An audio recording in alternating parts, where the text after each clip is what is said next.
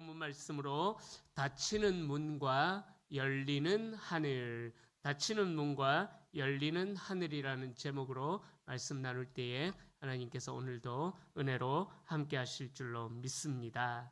우리 오늘 설교의 한 줄 요약인데요. 두 줄이네요. 우리 함께 같이 한번 읽어볼까요? 심판의 빗줄기가 온 세상을 덮을 때 하나님이 직접 닫아주신 방주 안의 평강이 가장 복된 소망입니다. 아멘. 한번 인사하시겠습니다. 하나님 안에 있을 때 안전합니다.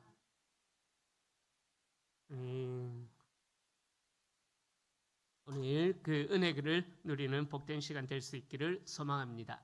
자, 우리는 지난 수요일에 온 세상이 부패와 하마스, 포악함으로 가득 차서 하나님의 한탄이 임계점에 도달했을 때 하나님께서 노아에게 생명의 설계도, 구원의 방주를 허락해 주신 그 말씀을 묵상했습니다. 노아는 보이지 않는 홍수를 대비하면서 수십 년 혹은 또 길게 보는 학자들은 120년에 걸쳐서 이 긴 세월 동안 산꼭대기에서 묵묵히 방주를 제작하는 그 순종을 다 준행하였더라. 그렇게 말씀에서 지난 6장 22절에서 그렇게 말씀을 하면서 마무리가 되어졌습니다. 세상의 조롱과 세상의 비웃음은 아주 거셌겠지만 또 하늘도 여전히 맑았지만 노아는 오직 하나님의 음성만을 이정표 삼아서 구원의 방주를 짓는 다준행의 순종이 있었습니다. 자, 그래서 노아의 방주가 완성되고 모든 생명이 방주 안으로 들어가기 전에 아마도 세상은 가장 평온한 일상을 보내고 있었지 않았을까 추측을 해봅니다. 사람들은 여전히 내일 어떤 일들을 할 것이다 계획을 세웠을 것이고 또 영원히 무너지지 않을 것만 같은 자신의 성벽을 쌓으면서 하늘의 징조보다는 또 하나님의 말씀보다는 자신의 이익에 몰두를 했지 않았을까 생각을 해봅니다. 그러나 그 평범한 일상의 이면에서는 인류가 한 번도 경험해보지 못한 전 지구적인 홍수가 거대한 심판이 소리 없이 다가오고 있었습니다. 그것은 단순한 자연재해가 일어나는 그 경고가 아니라 창조주 되신 하나님께서 당신의 피조물을 향해 베푸셨던 인내의 시간이 공이라는 준엄한 마침표를 향해서 달려가고 있는 긴박한 카운트다운의 시간이었다라는 것입니다. 오늘 본문은 그 기나긴 기다림과 인내의 시간, 길게는 120년의 시간이 마침내 종료가 되어지고 실제적인 카운트다운이 시작되고 나서 일어난 그 긴박한 순간을 다루고 있습니다. 여호와께서 노아에게 이르시되 너와 내 온 집은 방주로 들어가라. 이 음성은 노아에게는 수십 년 동안의 기다림에 대한 하나님의 응답이 되었습니다. 그래서 구원의 선포의 말씀이 되었지만 방주 밖의 세상에게는 돌이킬 수 없는 심판의 무서운 서곡이 되었던 것입니다. 전 인류를 향한 무서운 심판의 장면이 시작되기 전 오늘 본문에 나오는 방주 안으로 입성하는 장면은 우리에게도 엄중한 질문을 던지고 있죠. 우리는 지금 방주 안으로 들어갈 준비가 되어 있는가? 하나님의 문이 닫히기 전에 우리가 마지막으로 붙잡아야 할 것은 과연 무엇인가? 그 질문을 우리에게 던지고 있습니다. 그렇게 오늘 본문 말씀은 하나님의 부르심, 또 생명의 보존, 그리고 마침내 시작되는 심판의 물결이라는 이 세 가지 흐름으로 이어져 가고 있죠. 우리가 앞서 말씀을 나누었던 것처럼 하나님의 심판은 갑작스럽게 임한 것이 아니라 수없이 반복된 경고 끝에 찾아오는 필연적인 결과였던 것입니다. 오늘 말씀을 통해서 우리는 구원의 문에 들어가는 자의 자격이 무엇인지, 그리고 하나님의 공의가 집행될 때 우리가 유일한 피난처로 삼아야 할 분이 누구인지를 말씀을 통해 살펴보면서 은혜를 나누고자 합니다. 자, 첫 번째로 1번 한번 읽어보겠습니다. 하나님의 의롭다함을 입은 자들을 향한 구원의 초대. 네. 자, 본문 1절은 거대한 심판 집행의 첫 단추를 꿰는 하나님의 음성으로 시작됩니다. 1절에 보면은 여호와께서 노아에게 이르시되 너와 내 온 집은 방주로 들어가라. 이 세대에서 네가 내 앞에 의로움을 내가 보았음이라 라고 말씀합니다. 여기서 우리는 하나님의 구원이 중요한 사실입니다. 이 7장 1절 말씀에서 하나님의 구원이 단순히 생존을 넘어서서 초대의 성격을 가지고 있다라는 거예요. 히브리어 성경에서 하나님이 노아에게 들어가라라고 말씀하셨을 때에 그때 사용된 단어는 보라는 단어입니다. BO. 보라는 단어인데, 자, 이 단어는 단순히 멀리서 명령하는, 영어로 이야기하자면 go, 가라라는 명령이 아니라 초청하는 자가 있는 곳으로 오라는 come, 오라의 초대의 의미를 이 히브리어가 내포하고 있습니다.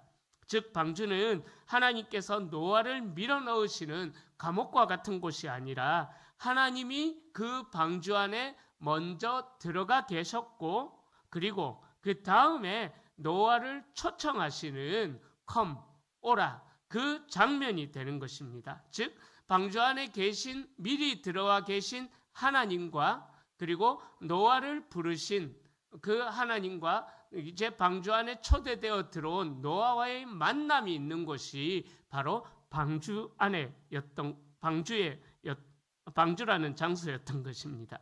그래서 구약학자 데레키드너는 이 지점을 너무나도 아름답게 해석을 합니다. 방주는 고립의 장소가 아니라 하나님의 임재 안으로 들어가는 안전한 품이다. 이렇게 아름답게 해석을 합니다. 하나님은 심판의 폭풍 속에서 따로 뚝 떨어져 계신 분이 아니라 바로 당신의 백성이 그 심판의 폭풍 안에, 방주 안에 있을 때에 하나님도 먼저 그곳에 계셨고 당신의 백성들을 당신이 계신 곳으로 초대하고 있다는 것입니다. 이것이 바로 오늘날 우리에게 주는 복음의 진리인 것입니다. 예수 그리스도께서는 우리에게 구원의 길로 가라라고 말씀하지 않으셨습니다. 수고하고 무거운 짐진 자들아 다 내게로 어떻게 하셨다고요? 오라, 그죠? 다 내게로 오라라고 말씀하신 것입니다. 수고하고 무거운 짐진 자들아 다 어디로 가라라고 말씀하신 것이 아니라 다 내게로 오라라고 우리 주님이 말씀하셨습니다. 이것이 바로 복음의 진리인 것이죠. 그러니까 이 구약에 나오는 노아의 방주는 바로 곧 오시게 될 예수 그리스도의 품 안을 의미한다라는 것입니다. 데리키드너가 그렇게 해석을 했던 것입니다. 놀라운 해석이죠. 자, 그렇다면은 하나님은 왜 노아를 의롭다라고 말씀하셨겠습니까? 본문은 네가 내 앞에 의로움을 내가 보았음이니라 라고 말씀하죠. 자, 여기서 의로움을 뜻하는 히브리어 기억하십니까? 6장 9절에도 이 단어가 나왔어요. 그죠? 6장 9절에도 나오는데 히브리어로 체데크라는 단어를 사용해요. 이 체데크라는 단어는 도덕적인 완벽함을 의미하는 것이 아니라 관계적인 신실함을 의미하는 단어가 체데크라는 의롭다라는 단어입니다. 6장 9절에도 나왔고 오늘 본문에서도 의로움이라는 단어가 나오는데 동일한 단어를 사용하고 있습니다. 즉 노아가 전혀 죄를 짓지 않았기 때문에 의로운 것이 아니라는 거예요. 온 땅이 하나님을 등지고 자기 소견에 옳은 대로 행할 그때에 노아만큼은 하나님의 시선 앞에서 하나님과의 관계에 틀어짐이 없이 하나님과의 관계가 친밀한 가운데 살았다라는 의미가 바로 오늘 본문에 나오는 그 의로움의 단어의 의미인 것입니다. 하나님의 시선 앞에서 살았다라는 거죠.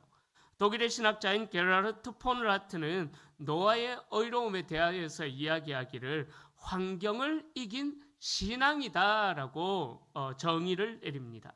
세상의 모든 문화와 가치관이 하나님의 창조 질서를 부정하고 거부하고 자기 소견에 옳은 대로 행하는, 자기 눈에 보기에 좋은 것들을 선택하면서 그것을 추구하면서 살아가는 그 시대에 노아만큼은 하나님의 설계도를 따라서 방주를 짓는 것, 아직 이루어지지 않을 그 일을 예비함으로 준비하는 삶을 사는 것으로 자신의 신앙을 노아는 증명했다라는 것입니다.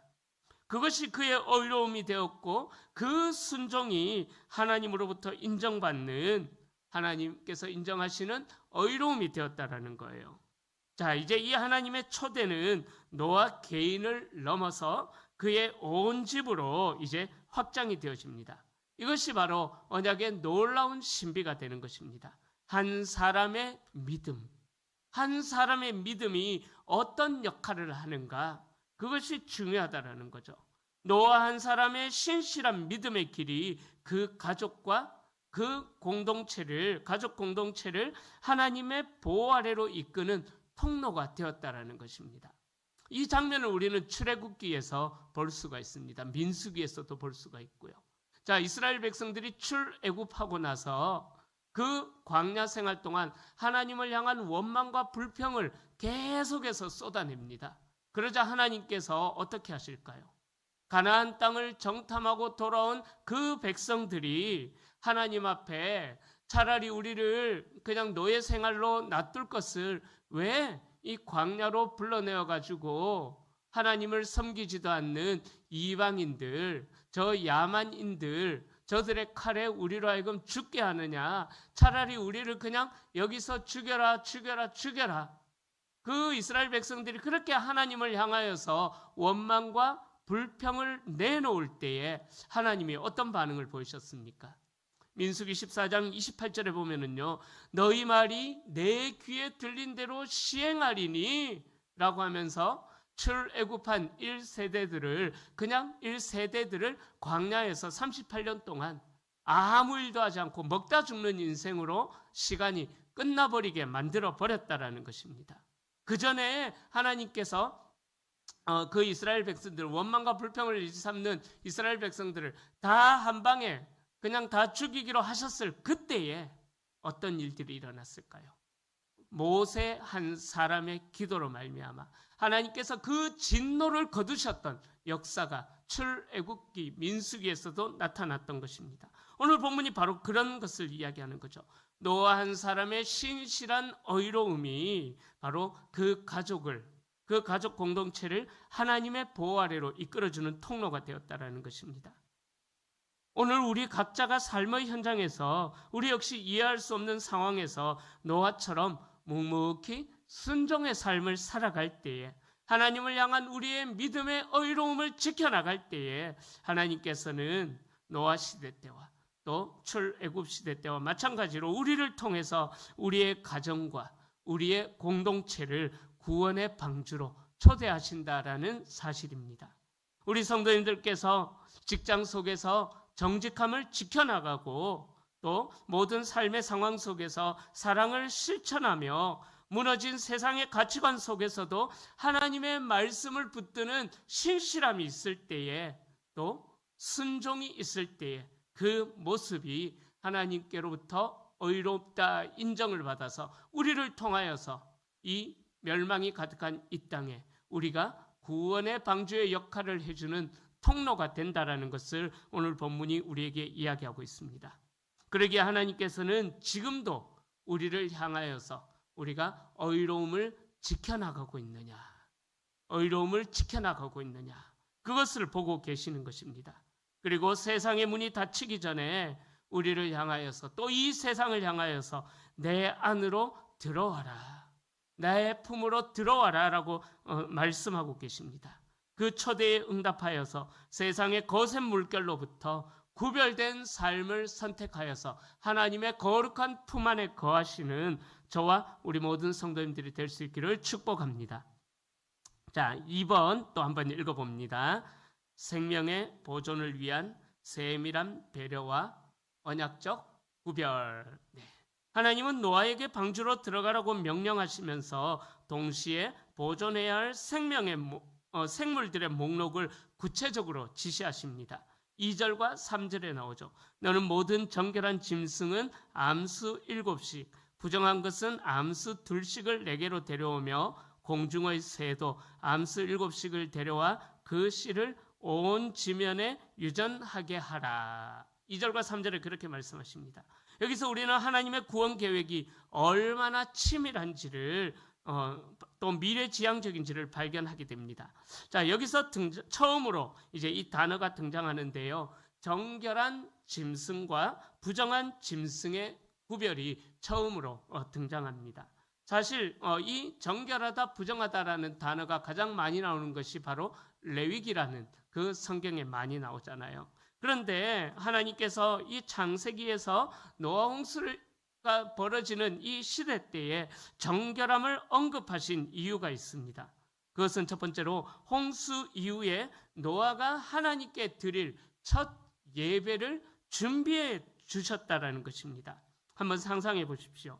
만약 하나님이 모든 동물을 딱 한 쌍씩만 태우게 하셨다면 어떻게 되었을까요?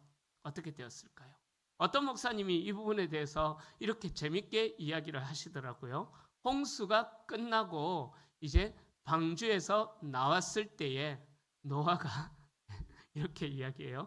노아가 고기가 먹고 싶은 거예요. 그래서 양 한 마리를 잡아 먹습니다. 그러면 어떻게 되었을까요? 그죠? 우리 장로님 말씀처럼 딱 2마리가 있는데 한 마리를 잡아 먹어버리니까 이제는 양이 이 땅에 존재하지 않았을 것이다 라고 어떤 목사님이 그렇게 재밌게 이야기를 하시더라고요. 그러면서 이제 또 이런 이야기도 하셨어요. 노아가 홍수가 끝나고 방주에서 나와서 감사한 마음에 양 한 마리를 잡아가지고 번제로 하나님 앞에 올려드렸다라면은 좀 이제 요거는 좀 거룩한 해석이죠. 아까는 인간적인 해석이고 이제 이 거룩하게 양 한 마리로 노아의 마음이라면은 반드시 번제로 올려드렸을 거예요, 그죠? 예, 그렇게 노아가 구원받은 후에 감사합니다라면서 양 한 마리를 잡아서 하나님 앞에 번제로 올려드렸다면은 양이라는 종은 영원히 멸망될 수밖에 없었을 것이다. 그렇게 이야기를 하시더라고요. 그래서 제물로 바치고도 그 종이 보존될 수 있도록 정결한 짐승은 7쌍씩 그렇게 하나님께서 준비하신 것이다. 넉넉하게 방주에 태우게 하셨다라고 이야기를 하는 것을 들었습니다. 어찌 보면 이것이 바로 예배를 좋아하시는 하나님의 치밀한 예배 설계라고 볼 수가 있죠. 하나님은 하나님의 백성들, 그 인류의 생존뿐만 아니라 그 인류가 생존한 후에 감사로 드리는 예배까지도 하나님께서 친히 준비해 주시는 분이시다라는 사실입니다. 구원받은 자의 첫 번째 사명이 바로 하나님께 드리는 예배임을 생각해 볼 때에 하나님은 이 동물의 숫자까지 통해서 우리에게 그것을 가르쳐 주신다라는 것입니다. 그리고 두 번째로 생태계의 보존과 번식을 위해서 필요하다라는 거예요. 하나님은 심판을 통해서 모든 것을 끝내려고 하셨던 것이 아니라 정결한 씨앗을 보존하여서 새로운 창조의 시대를 열어가시기를 원하신다라는 것입니다. 그래서 팔머 로트스는 이를 창조의 보존이다라고 명명합니다. 그것은 하나님께서 만드신 모든 피조물을 소중히 여기시는 하나님의 창조주의 책임감에서 나오는 그러한 계획이었다라는 거예요. 하나님의 심판은 죽이기 위함이 아니라 생명을 더 정결하게 보존하기 위한 수단이 되었다라는 사실입니다. 부정한 짐승까지도 둘씩 보존하게 하신 것은 하나님의 자비가 인간의 기준을 넘어서 당신이 만드신 모든 피조물에게 미치고 있다라는 것을 보여주는 것입니다. 그러기에 하나님은 어느 것 하나도 소홀히 여기지 않으시고 가장 세밀한 배려로 구원의 방주에 담으셨다라는 의미인 것입니다. 자, 이제 4절에서 하나님은 지금부터 7일이면 내가 40주야를 땅에 비를 내려 내가 지은 모든 생물을 지면에서 쓸어버릴 것이다 라고 말씀하십니다. 자, 여기서 7일의 유예 기간은 노아에게는 최종 점검의 시간이었고요, 방주 밖의 사람들에게는 구원의 문이 닫히기 전 마지막 회개의 기회를 주시는 하나님의 은혜였던 것입니다. 하나님은 단 한 번도 예고 없이 심판의 매를 들지 않으셨다라는 것을 알 수가 있습니다. 하나님의 이 따뜻한 배려는 방주가 단순히 죽음을 피하기 위한 급박한 도피처가 아니라 홍수 이후에 새로운 세상을 경작할 거룩한 저장고였다라는 것을 의미하는 것입니다.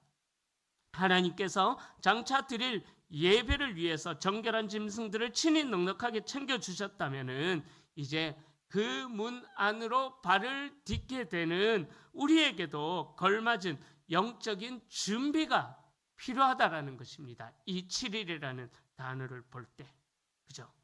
그러니까 하나님이 준비하신 짐승들이 가득한 그 틈 속에서 정작 그 배의 주인공인 우리는, 구원의 은혜를 누린 주인공인 우리는 과연 무엇을 가지고 무엇을 소중히 여기고 그 죽음의 심판이 가득한 그 바다 위를 건너가시겠습니까? 거센 물결이 세상을 덮기 전에 이 7일 동안 우리가 반드시 챙겨야 할 것은 무엇일까요? 이 혼란스러운 세상 속에서 우리가 지켜야 할 거룩한 또 정결한 씨앗은 과연 무엇이겠습니까? 그것은 바로 이 혼탁한 세상과 타협하지 않는 순전한 믿음을 우리가 지켜야 한다는 사실입니다. 거룩한 예배의 습관도 지켜야 하고 하나님을 향한 순전한 믿음과 마음도 지켜야만 하는 것입니다. 하나님께서는 저와 여러분을 삶이라는 방주에, 우리의 삶이라는 이 방주에 우리 정결한 가치들이 가득하게 담기기를 하나님께서는 원하신다라는 사실입니다. 심판의 비가 내리기 전에 하나님이 보존하라고 하신 그 거룩한 가치들을 온전히 지켜내는 신실한 남은 자들이 다 될 수 있기를 주님의 이름으로 축원합니다. 자, 마지막 3번 한번 읽어봅니다. 하늘의 문이 열리고 닫힐 때 공의의 집행과 은혜의 마침표. 자, 드디어 본문 10절부터 12절은 인류가 한 번도 경험하지 못한 대재앙의 시작을 말씀합니다. 자, 그 전에 제가 여러분들에게 나눠드렸던 프린트물에 보면은요, 묵상이라는 부분이 있어요. 제 아내가 이걸 이야기하던데 묵상 부분도 한번 읽었으면 좋겠다라고 이야기하는데 제가 그냥 넘어가지만 우리 성도님들 이 묵상 부분을 집에 가셔서 개인적으로 꼭 좀 읽어보십시오. 제가 심혈을 들여서 우리 성도님들께 도움이 되어드렸으면 좋겠다 싶어서 이 묵상 부분을 만들었거든요. 그래서 이 묵상 부분도 우리 성도님들 꼭 읽어보시기를 바랍니다. 자, 그래서 세 번째로 하늘의 문이 열리고 닫힐 때 공의의 집행과 은혜의 마침표에 대해서 이야기하는데요. 본문 10절부터 12절은 인류가 한 번도 경험하지 못한 대재앙의 시작이 되었다라는 것을 말씀합니다. 노아가 600세 되던 해 둘째 달 곧 그달 11의 날이라. 그날에 큰 기품의 샘들이 터지며 하늘의 창문들이 열려 40주야를 비가 땅에 쏟아졌더라. 자, 이 10절부터 12절 말씀은 단순히 어떤 이제 기상예보관이 일기예보를 하는 것과 같은 그런 말씀이 일기예보가 절대로 아닙니다. 바로 창세기 1장에서 하나님께서 세우신 온 우주적인 질서와 그 경계선이 무너지는 창조의 역전을 선포하고 있는 참 안타까운 말씀입니다. 자, 태초에 하나님은 궁창 위의 물과 궁창 아래의 물을 나누어서 인간이 살 수 있는 그 세계를 만드셨습니다. 그러나 인간의 죄가 극에 달했을 때 하나님은 그 경계선을 허물어 버리신 것입니다. 궁창 아래에 가두어 두었던 물인 기품의 샘이 터져서 땅 위로 올라오게 되고요. 또 궁창 위에 있던 물인 하늘의 창문이 열려지고 쏟아져서 그 물이 땅으로 완전히 다 쏟아져 버린 것입니다. 세상이 다시 창조 이전의 카오스의 상태, 혼돈의 상태로 돌아가는 무서운 장면이 시작이 되어진 것입니다. 신학자인 앙리 블로셰는 이를 가리켜서 하나님의 인내가 공의로 옷을 갈아입는 순간이다. 너무나 안타까운 표현이죠. 하나님의 인내가 공의로 옷을 갈아입는 순간이다라고 이렇게 이야기합니다. 그런데 성도님들, 여기서 우리는 이 무서운 홍수의 물줄기 뒤에 숨겨진 또 다른 영적인 의미를 발견해야만 합니다. 그것은 바로 이 홍수가 온 지구를 대상으로 거행된 하나님의 거룩한 세례였다. 거대한 세례였다라는 것을 우리가 발견해야만 합니다. 여러분, 세례가 무엇입니까? 세례는 우리의 죄악을 씻어내는 것이죠. 당시 온 땅은 포악함이 가득했습니다. 하마스가 가득한 땅이었고 부패가 가득한 땅이었습니다. 그래서 하나님의 창조 질서가 완전히 오염이 되어져 버린 것입니다. 하나님은 홍수라는 거대한 물줄기를 통해서 온 땅에 고여있던 죄악의 오염물을 홍수라는 거대한 물줄기를 통해서 다 씻어버리신다라는 사실입니다. 마치 더러워진 옷을 깨끗한 물에 빨래하는 것처럼 홍수는 세상을 파괴하는 것이 아니라 죄로 물든 이 지구를 청소하여서 다시금 거룩하게 만드시는, 한마디로 이야기하자면 하나님의 전 지구적인 세탁의 과정이었다라는 것을 우리는 깨달아야만 합니다. 또한 사도 베드로는 이 홍수 사건을 우리가 살펴본 적이 있죠. 금요기도회 때. 베드로전서 3장 20절부터 21절에서 직접적으로 이 노아 홍수를 세례와 연결해서 이야기합니다. 베드로 사도는 세례의 본질은 죽음과 부활이다라고 이야기를 하거든요. 자, 그러니까 물속에 잠기는 것은 죄에 찌든 옛 자아가 죽는 것이고, 물 밖으로 나오는 것은 새 생명으로 거듭나는 것이 세례의 의미이지 않습니까? 그러니까 홍수는 죄에 빠진 옛 인류에 대해서는 준엄한 심판의 수장이었지만, 방주 안에 있는 노아의 가족에게는 새로운 인류로 거듭나게 하는 은혜의 통로가 되었다라는 사실입니다. 하나님은 이 거룩한 세례를 통하여서 죄의 역사를 끝내고 노아라는 정결한 씨앗을 통해서 다시 시작하는 재창조의 리셋 단추를 누르시고 그 거룩한 대홍수를 거행하셨다라는 것입니다. 자, 이 심판의 날짜는 성경에 정확하게 기록이 되어 있죠. 11절에 보면은 600세, 노아가 600세 되던 해 둘째 달 11의 날이다 라고 그렇게 기록되어 있습니다. 성경이 이렇게 날짜를 상세하게 기록한 이유는 이 노아의 홍수가 상상이 만들어낸 거짓된 신화가 아니라 역사 속에서 일어난 실제 사건이다라는 것을 증명하는 것입니다. 하나님은 공의의 하나님이십니다. 하나님의 한탄과 참으심에도 끝이 있는 것입니다. 자, 7일간의 마지막 유예 기간이 지났을 때에 은혜의 문은 닫히고 심판의 문은 열린 것입니다. 40일 동안 쏟아진 비는 땅의 모든 부패와 포악을 씻어내는 거대한 세례와도 같았다라는 사실입니다. 그리고 본문의 뒷부분을 우리가 미리 살펴보면 7장 16절에 보면은요, 이렇게 말씀합니다. 여호와께서 그를 들여보내고 문을 닫으셨다. 하나님께서 노아를 방주 안으로 들여보내고 방주의 문이 밖에서 열 수 없도록 닫아버리셨다라고 기록합니다. 심판이 시작되기 전, 7일간의 유예 기간을 두고 심판이 시작되기 전에 하나님은 친히 구원의 문을 닫으심으로써 노아의 가족을 외부의 홍수로부터 완벽하게 격리하고 보호하셨습니다. 하나님께서 친히 문을 닫으셨다라는 것은 바깥에서는 더 이상 열 수가 없다라는 그러한 절망의 선언이 된 것입니다. 그러나 방주 안에는 어떤 물결도 침투할 수 없는 가장 완전하고 가장 안전한 하나님의 보호처가 되었다라는 것입니다.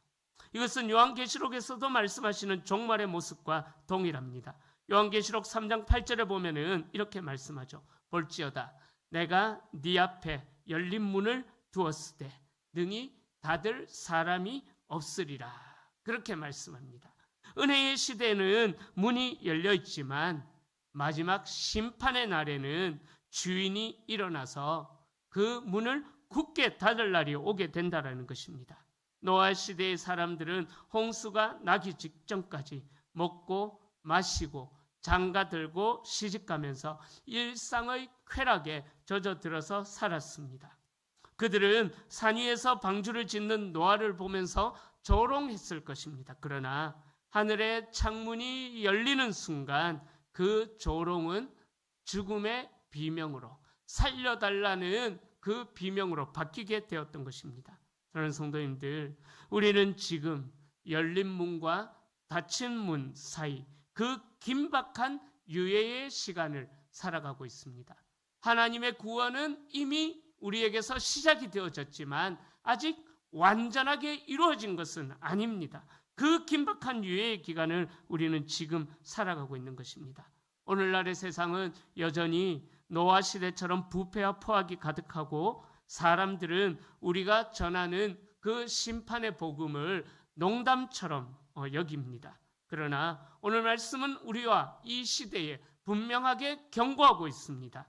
기쁨의 샘이 터지고 하늘의 창문이 열리게 되는 날은 이 7일간의 유예 기간이 끝나면은 반드시 오게 될 것이라는 것을 오늘 본문은 우리에게 심각하게 경고하고 있습니다. 그날이 되면 우리를 지켜줄 것은 우리가 세상에서 쌓아 올렸던 업적들이 아니라 또 우리가 가지고 있는 세상의 것이 아니라 하나님의 말씀을 대로 지어진 방주가 우리를 지켜줄 것이고 하나님께서 친히 닫아주신 은혜의 문이 우리를 보호해 주실 것입니다. 이제 이 말씀을 정리합니다. 하나님의 7일간의 유예는 지금도 흐르고 있습니다. 심판의 비가 쏟아지기 시작하면 그때는 늦습니다. 하나님이 닫으신 문은 그 누구도 열 수가 없는 것입니다. 지금이 바로 은혜 받을 만한 때요. 지금이 바로 구원의 날인 것입니다. 내 안에 있는 죄의 습관을 다 해체하고 하나님의 설계도대로 노아가 방주를 지었던 것처럼 우리의 인생을 하나님의 설계도대로 지어가는 저와 우리 성도님들이 될 수 있기를 축복합니다. 다시 한 번 더 우리의 인생을 재건하십시다. 그리고 무엇보다도 우리 주 예수 그리스도라는 완벽한 구원의 방주 안에 거하시는 성도님들이 될 수 있기를 축복합니다. 우리 성도님들의 가정과 일터와 모든 삶의 현장에서 노아처럼 다 준행하였더라라는 그 순종의 망치질을 절대로 멈추지 마십시오. 그리고 내일이 영원할 것처럼 살지 말고 오늘이 주님이 부르시는 마지막 날인 것처럼 거룩함을 지켜나가는 우리 성도님들이 될 수 있기를 축원합니다. 그리고 아직 은혜의 문이 열려 있을 때에 복음이 선포되고 회개의 기회가 있을 때에 우리가 주님의 품으로 더 가까이 나아가고 또한 노아 한 사람의 순종이 온 집안을 살렸던 것처럼 우리 성도님들의 순종으로 말미암아 우리 성도님들의 의로움으로 말미암아 멸망을 향해 가는 이 땅이 하나님께로 돌아오게 되는 방주 안으로 들어오게 되는 생명의 통로가 우리 성도님들이 될 수 있기를 축원합니다. 하늘의 창문이 열려서 심판의 빗줄기가 온 세상을 덮을 때 하나님이 닫아주신 방주 안에서 평강을 누리는 자들만이 복된 자들인 것입니다. 세상의 풍랑은 우리를 삼키려고 달려들겠지만 하나님께서 설계하시고 보증하신 방주는 절대로 침몰하지 않는 것입니다. 그 언약의 신실함을 믿고 오늘 하루도 우리들이 노아처럼 주님과 동행하면서 구원의 방주 안에서 참된 안식을 누리는 우리 모든 성도님들이 다 되시기를 우리 주님의 이름으로 간절히 축원합니다.